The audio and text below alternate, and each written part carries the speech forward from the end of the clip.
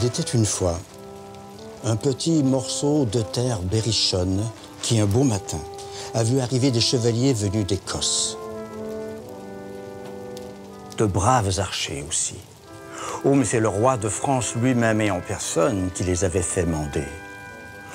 Un bout de terre berrichonne qui était devenue écossaise, avec un cœur français. Les légendes n'ont parfois rien à envier à l'histoire. Elles lui doivent même bien des intrigues.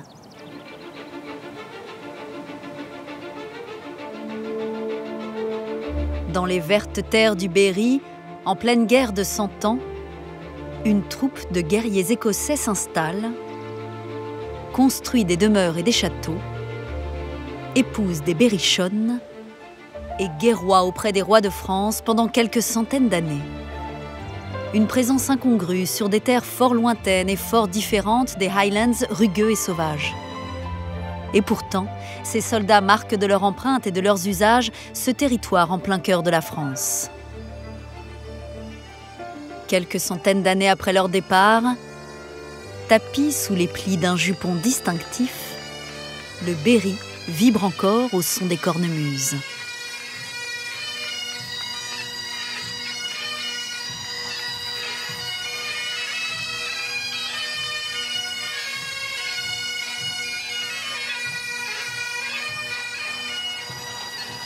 Dans le Cher, cerné par les pâturages, au milieu d'une terre qu'on appelle le Pays Fort, Aubigny-sur-Ner est une ancienne cité fortifiée. On la surnomme souvent la cité des Stuarts, un patronyme à l'inflexion plus écossaise que française. Pour le comprendre, il faut remonter au XIIIe siècle. Alors cette petite histoire, qui est devenue une grande histoire, date de 1295. 1295, il y a un traité entre la France et l'Écosse qui s'appelle l'Old Alliance, la vieille alliance. Et ce traité disait tout simplement que l'un et l'autre devaient s'aider mutuellement contre un ennemi commun qui était l'Angleterre. Alors ça, c'est le début de l'histoire. L'Angleterre, adversaire juré des deux parties, entre en guerre contre la France en 1337. C'est la guerre de 100 ans. Les batailles s'enchaînent, le vainqueur tarde à se dessiner. Alors, en 1421, au nom de l'Old Alliance, Charles VII appelle ses alliés écossais en renfort. John Stuart de Darnley débarque à La Rochelle et offre une victoire à la France à la bataille de Baugé. Le dauphin devenu roi se doit de remercier son co-belligérant. Et à partir de 1423, il va donner Aubigny à Jean Store de Darnley pour lui et tous ses descendants mâles, avec le droit de battre monnaie et le droit de justice. Donc on peut dire qu'Aubigny devient un petit Monaco en plein milieu de la France. Voilà, Aubigny devient une terre indépendante, une terre écossaise en plein milieu de la France. Et c'est là que commence l'histoire écossaise d'Aubigny. Les nouveaux seigneurs imposent leur marque. Les descendants de John Stuart de Darnley bâtissent ce château massif flanqué de ses deux tourelles au début du XVIe siècle. Ils transforment la petite cité en centre industriel en exploitant notamment la laine des moutons. Aubigny prospère, mais en 1512, un gigantesque incendie la détruit quasi totalement. Le seigneur d'Aubigny, qui est en Italie, qui guerroie, va décider de donner 3 de ses forêts, sur les 5 forêts dont il a la propriété, pour reconstruire Aubigny tout en chêne. Donc les chênes sont abattus et Aubigny est reconstruite. Reconstruite à la mode écossaise. Les seigneurs d'Aubigny font tailler et sculpter le bois de nombreuses façades. Les demeures les plus cossues se distinguent par des ornements richement travaillés à la gloire des suzerains et de leurs proches. Voilà, cette maison, c'est la maison du bailli. Elle me tient à cœur parce que c'est la maison dans laquelle je suis né il y a un certain nombre d'années. Et cette maison est vraiment très curieuse parce qu'il y a plein de sculptures et des choses très intéressantes. Il y a un A qui représente le A de Anne Stuart, qui est marié avec Robert Stuart, et le R de Robert Stuart. Également, on a donc l'emblème de François Ier, qui est la salamande, Robert Stuart étant le compagnon de François Ier, et vous avez son visage. Cette maison est une des plus belles maisons d'Aubigny dans sa conservation et ça représente vraiment la venue de ces Écossais dans ce territoire du Berry. Les Stuart ne se contentent pas d'un seul château. Ils s'en font construire un autre, à quelques lieues au sud d'Aubigny. Une demeure d'agrément prévue pour la chasse et la plaisance, le château de la Verrerie.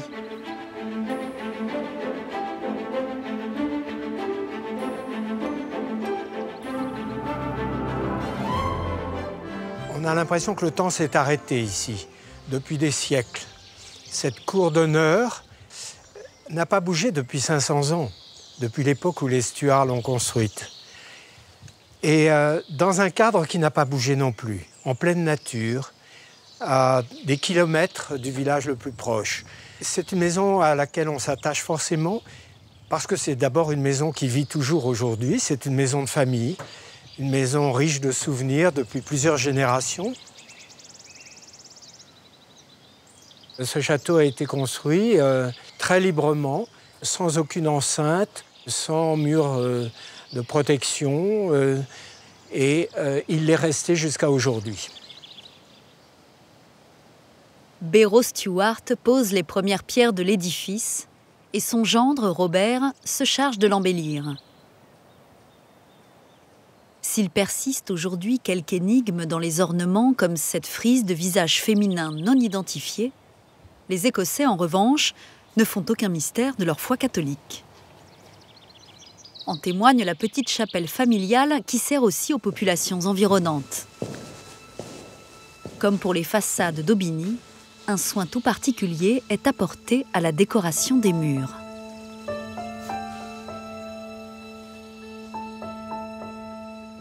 Nous avons sur la voûte un décor qui a été réalisé à la demande de Robert Stuart pour rendre hommage à tous les membres de sa famille. Les médaillons représentent les ancêtres et les contemporains de Robert Stuart qu'il a voulu rassembler en mémoire et en honneur de cette famille qui a toujours joué un rôle de premier plan auprès des rois de France, au point que jusqu'à la mort du roi Louis XVI, les rois de France avaient toujours une garde écossaise à leur côté pour assurer leur protection rapprochée. Les Stuarts sont en effet des membres émérites de la garde écossaise, officiellement créée par Charles VII et servant tous les rois de France depuis. Les hommes de la famille sont donc rarement sur leur terre berrichonne, occupés à combattre sur les champs de bataille d'Europe. Ils reviennent rarement les mains vides de leur périple militaire. C'est d'ailleurs au cours de la campagne d'Italie que Robert Stuart découvre la Renaissance italienne et s'en inspire pour remanier le château. Il a donné à cette galerie toutes les apparences d'un palais italien, avec cette colonnade ouverte sur la cour d'honneur et également avec un décor intérieur qui exprime la puissance et le prestige que les Stuarts avaient acquis au sein de la couronne de France.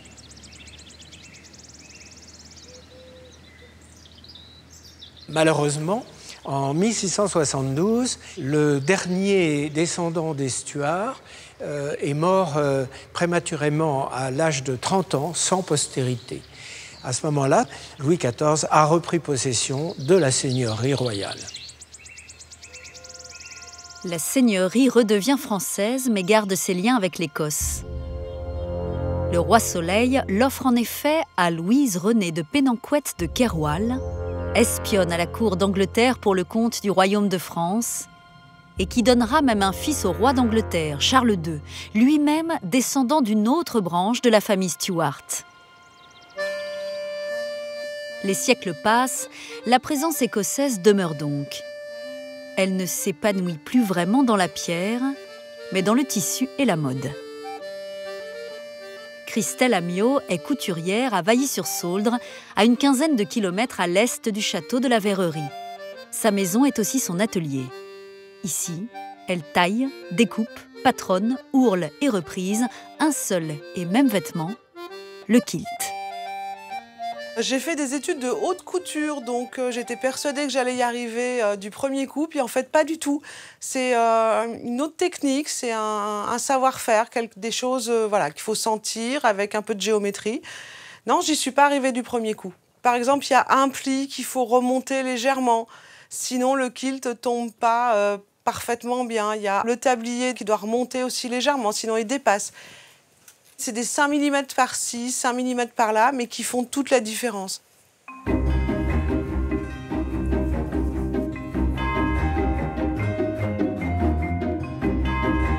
Robert, son mari, est d'origine écossaise et représentant du clan MacKinnon en France. Un amoureux du kilt et collectionneur effréné. Le couple a choisi de s'installer en Berry pour mieux profiter de ce lien d'amitié entre les deux peuples et le transmettre à son tour via l'amour qu'ils partagent pour le tartan, l'étoffe de laine quadrillée à partir de laquelle les kilts sont confectionnés.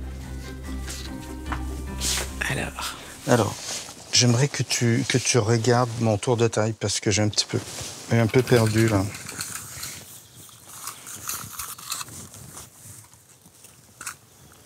T'as grossi. Un kilt doit arriver au milieu du genou, pile poil au milieu du genou, comme ça. Si c'est plus court, on dit que c'est une mini-jupe, c'est pour les fillettes. Et si c'est plus long, c'est qu'on est prétentieux. Sa passion du kilt a même conduit le couple à déposer un nouveau modèle au très prestigieux registre officiel des tartans d'Édimbourg, qui répertorie tous les motifs du monde. Donc, ce kilt est fabriqué dans le tartan Berry Tribute, c'est-à-dire que c'est un hommage au Berry. Ça, c'est mon Berry à moi. C'est comme ça que je vois le Berry, c'est-à-dire les forêts vert sombre de la Sologne. Parlant de la Sologne, il y a des petites couleurs qui évoquent la bruyère de la Sologne, mais il y a aussi le sable des bords de Loire, entre les raisins de Sancerre, les vignes de Pouilly, de Quincy, de Reuilly, santé et conservation.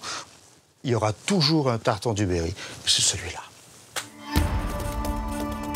S'il est donc commun de croiser des hommes portant le kilt en terre berrichonne, c'est à la guerre de 100 Ans qu'on le doit. Le destin romanesque de ce petit fief franco-gaélique n'a pas fini d'écrire son histoire. L'avenir lui tend les bras. L'histoire ne s'arrête pas là. Il ne faut pas oublier que quand William va monter sur le trône d'Angleterre, de par sa mère, Lady Diana, elle-même est une descendante de Louise de Caroual et une descendante des Stuarts de Darnley d'Aubigny. Donc quand William va monter sur le trône, c'est un petit peu Aubigny qui va monter sur le trône d'Angleterre.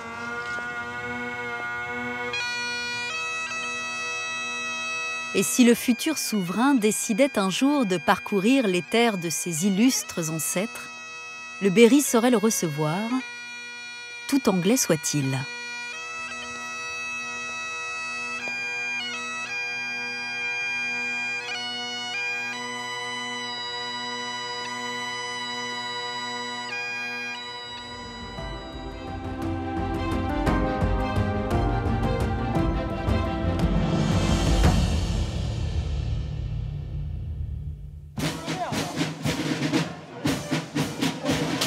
Chaque année, au début de l'été, les rues de Sète, cette ville tournée vers la mer, vibrent d'une ferveur particulière.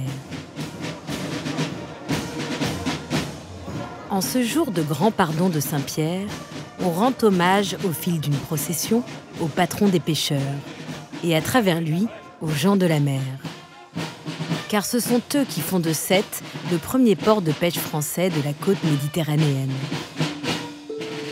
Or, ces pêcheurs sont pour la grande majorité les descendants de villageois nés au XIXe siècle, à plus de 1000 km de là, au sud de l'Italie.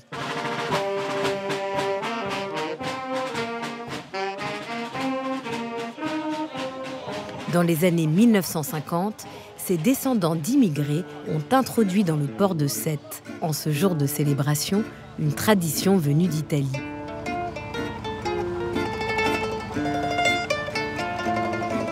La sortie en mer en mémoire des marins disparus.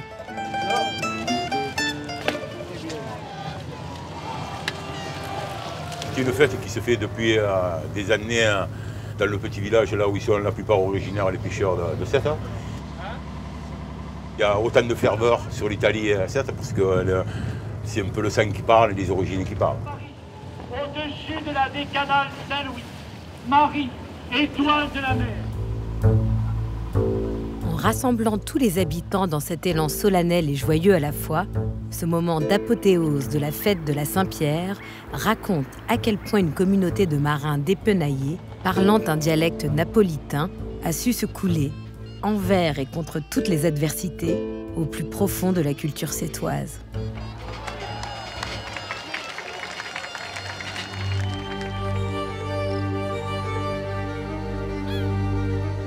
À l'abri du Mont Saint-Clair, Sète s'ouvre sur le golfe du Lion et ses eaux poissonneuses, depuis qu'a été posée ici, au XVIIe siècle, la première pierre d'une cité portuaire, destinée à offrir une rade pour les galères royales et un débouché à l'ouest de Marseille. Ce sont les rois de France qui ont décidé la création de ce port. Dans cette partie du Languedoc, la première construction du futur port de Sète, c'est le môle Saint-Louis, qui date de 1666. Le môle Saint-Louis, cette longue jetée qui accueille le phare de Sète, protège l'entrée du vieux port et offre un refuge pour les navires. Née de rien, la cité devient bientôt une ville métisse, nourrie d'ouvriers, d'artisans et de marchands venus des provinces méditerranéennes françaises et de plus loin encore.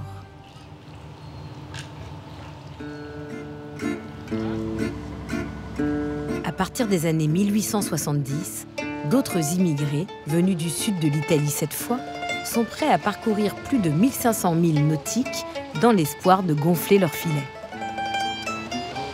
Des pêcheurs qui venaient pêcher le long des cols du golfe du Lion quittaient des régions, la Calabre, le Basilicate. Ce sont des Italiens qui ont été chassés par une pénurie de sel, qui était évidemment une denrée essentielle pour conserver le poisson. C'est une immigration de la misère, en quelque sorte. Voilà. Et donc, ils vont trouver ici du travail. Ainsi se dessine une route de migration, à partir du Mezzogiorno italien et de deux villages proches de Naples, Gaeta et Cettara en particulier. Entre la mer gorgée d'anchois, la côte et le quai de la Consigne où l'on sale le poisson, le port de Sète fait figure pour ses indigents de véritable Eldorado. Il est certain qu'il y avait de la place pour tout le monde, à savoir pour les autochtones et aussi pour cette immigration italienne. Ça, c'est évident que ça a facilité les choses. Leur arrivée, bien sûr, se fait par bateau. Ce sont de bons navigateurs. D'ailleurs, ils vont apporter quelque chose que n'avaient pas les pêcheurs occitans de la région, c'est-à-dire une certaine hardiesse. Les pêcheurs de la région ne dépassaient pas les 4 ou 5 miles après la côte, alors que les Italiens sont un petit peu plus hardis. D'ailleurs, on n'a pas été mécontent du côté de Sète de voir arriver cette main-d'œuvre parce que ça permettait donc à la ville de se développer. De fait, les pêcheurs italiens apportent une innovation. Ils charpentent des navires plus gros et les font naviguer ensemble au large, tractant un filet comme une paire de bœufs tirant une charrue. Puis ils chargent une petite barque de poissons pour arriver les premiers au port et vendre plus cher leur récolte du jour. Ainsi apparaît ici la pêche au chalut. À force de pêcher à foison, les hommes, peu à peu, se risquent à nouer les amarres. Ces immigrés font venir leur famille et s'installent dans une zone délaissée, agrippée au Mont Saint-Clair, qu'on appelle le quartier haut. Nous sommes ici au pied de l'église Saint-Louis, la première église construite à Sète et considérée encore aujourd'hui comme la plus importante. C'est une église qui a compté beaucoup pour ces immigrés italiens qui étaient tous évidemment des catholiques.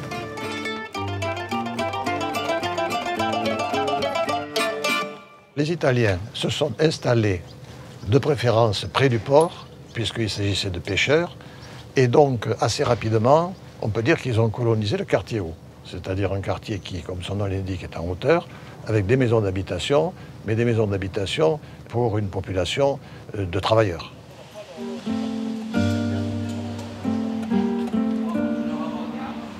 Dans ces entrelacs de rues étroites, en ce début de XXe siècle, la communauté d'Italiens vit terrée, enfermée dans son statut d'éternels étrangers. C'était une petite Italie, exactement pareil. Les gens, des fois, se disputaient, ils avaient le verbe haut. C'est un quartier qui faisait peur, en fait. Parce que déjà, même à Montpellier, bon, ils disaient à 7 déjà, n'y allez pas, parce qu'ils sont tous à moitié fous là-bas. Mais surtout pas, n'allez pas au quartier haut, parce que alors là, vous n'allez pas revenir vivant, quoi. Et dès qu'on passait là, on savait qu'on pouvait se faire caillasser ou attaquer, parce qu'on n'était pas du quartier. Aucune maison ne possédait de sanitaire. Jusque dans les années 70. Oui, voilà, il fallait aller chercher l'eau à la fontaine. Il n'y avait pas d'eau. Il n'y avait même pas d'électricité. Au-dessus du quartier haut, pourtant, Sète s'ouvre sur un autre horizon, le Mont Saint-Clair. Avant que les villas cossues ne prennent leur place, la colline est parsemée de baraquettes, ces cabanons de pierre typiquement sétois qui accueillent les familles le dimanche, tournent le dos à la ville et regardent vers l'étang de Thau. Les gens, ils appelaient ça un pays de cocagne parce qu'en fait, il y avait de tout. On pouvait vraiment vivre de façon autonome dans cette ville, en fait, en ayant à la fois les produits de l'étang de Thau pour manger. On pouvait faire repousser ce qu'on voulait sur Saint-Clair. On pouvait manger du poisson. Donc, en fait, c'était déjà, même sans qu'il y ait les ponts vraiment ouverts vers d'autres endroits, on pouvait vivre en autarcie, en fait.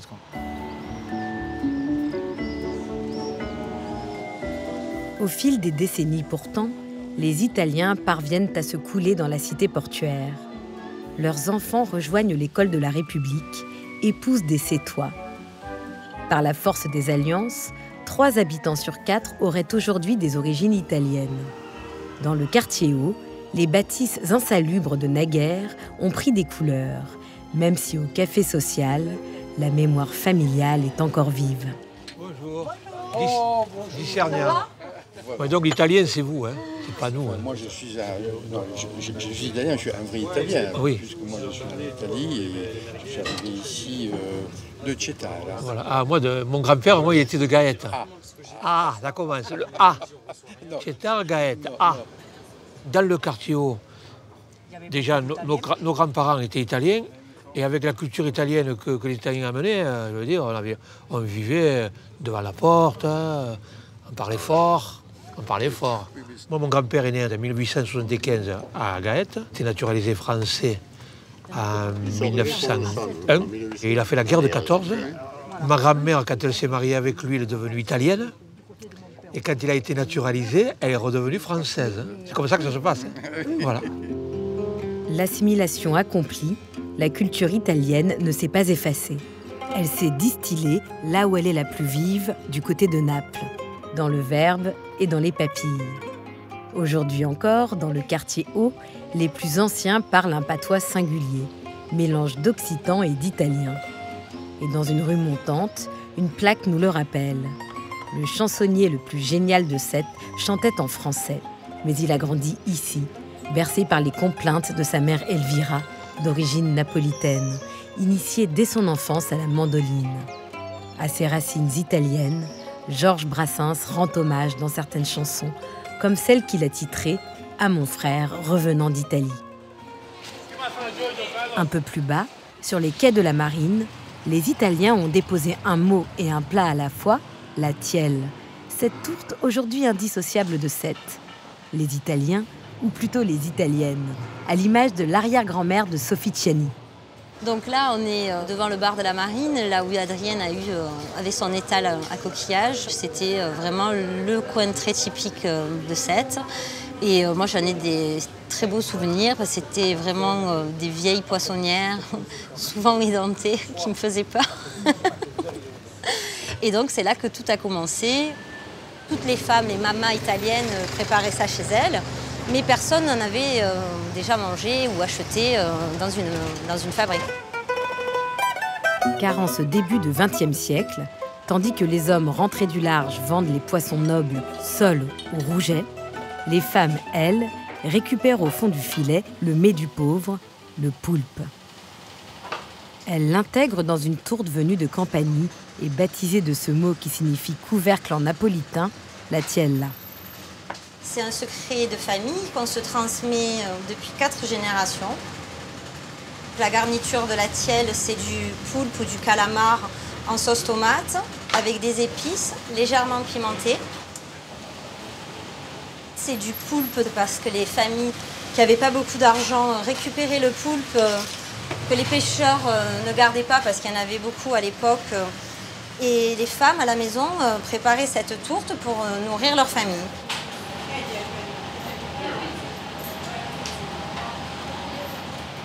C'est une histoire de femme qui a commencé donc avec mon arrière-grand-mère puis ses filles. On se transmet la recette de génération en génération. Je ne voulais pas que l'histoire s'arrête. Donc je voulais vraiment faire ce projet pour que ça continue et peut-être que ma fille après prenne la relève.